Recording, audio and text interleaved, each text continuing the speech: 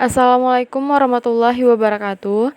Saya Aziza Nur Aini, Prodi Ilmu Pemerintahan Reguler APAGI semester 6, Fakultas Ilmu Sosial dan Ilmu Politik, Universitas Nurdin Hamzah Jambi.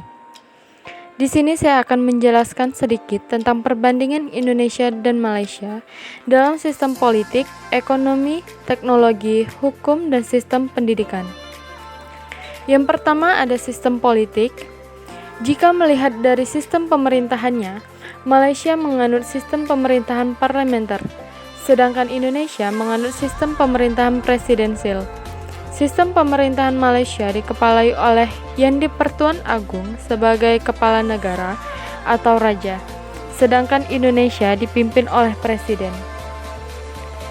Dilihat dari badan eksekutif, Indonesia presiden sebagai kepala negara dan kepala pemerintahan, sedangkan di Malaysia Perdana Menteri sebagai pemegang kuasa, pengatur dan penggerak pemerintahan. Dalam badan legislatif di Indonesia, DPR berperan untuk membuat undang-undang dengan persetujuan presiden, sedangkan Malaysia, Dewan Negara dan Dewan Rakyat berperan untuk membuat undang-undang.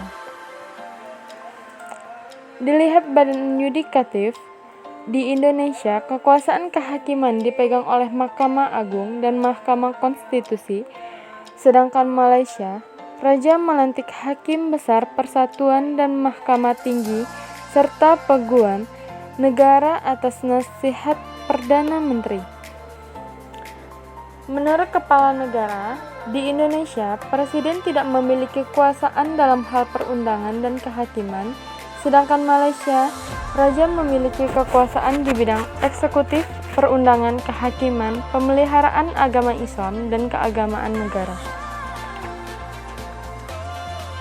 Dalam bentuk negara, di Indonesia merupakan negara kesatuan, sedangkan Malaysia memiliki bentuk negara federal dan negara bagian yang menganut sistem pemerintahan monarki demokrasi. Yang kedua ada sistem ekonomi.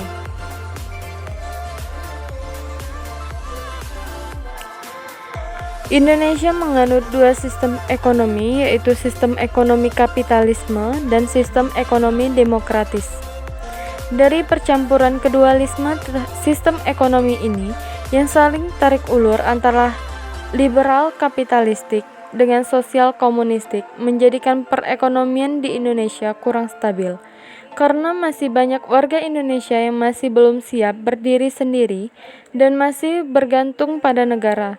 Hal ini yang menjadikan goyahnya perekonomian di Indonesia.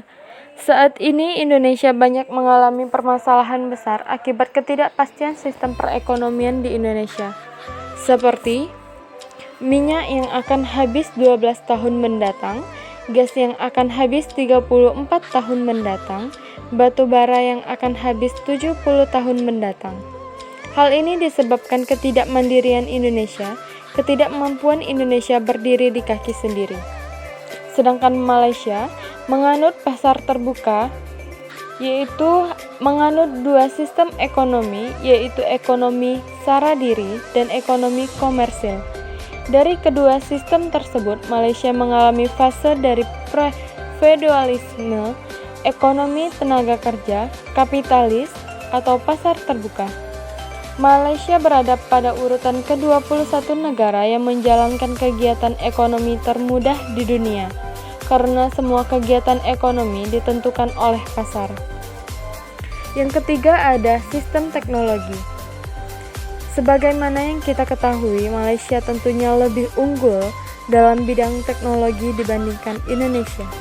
Yang keempat ada sistem hukum. Sistem hukum di Indonesia menganut sistem hukum Eropa kontinental. Indonesia merupakan salah satu pada masa penjajahan Belanda. Sistem hukum di Indonesia ialah gabungan dari beberapa sistem hukum, yaitu hukum agama, adat, dan hukum negara Eropa, khususnya Belanda. Sedangkan sistem hukum Malaysia sebagai bekas jajahan Inggris, Malaysia sampai saat ini tetap mempertahankan tradisi hukum kebiasaan Inggris. Tradisi ini berdiri di tengah sistem hukum Islam yang dilaksanakan oleh pengadilan syariah, dan hukum adat yang berbagai kelompok penduduk asli. Yang kelima ada sistem pendidikan. Pendidikan di Indonesia diatur keberjalanannya berdasarkan Undang-Undang Nomor 20 Tahun 2003 tentang Sistem Pendidikan Nasional. Kurikulum yang ditetapkan di Indonesia selalu mengalami pembaharuan dan perbaikan sesuai dengan kebutuhan masyarakat. Kurikulum pendidikan yang diterapkan yakni kurikulum 2013 yang pada awalnya yakni kurikulum tingkat satuan pendidikan atau KTSP. Sementara itu, sistem pendidikan di Malaysia berada di bawah kewenangan Kementerian Pelajaran Malaysia.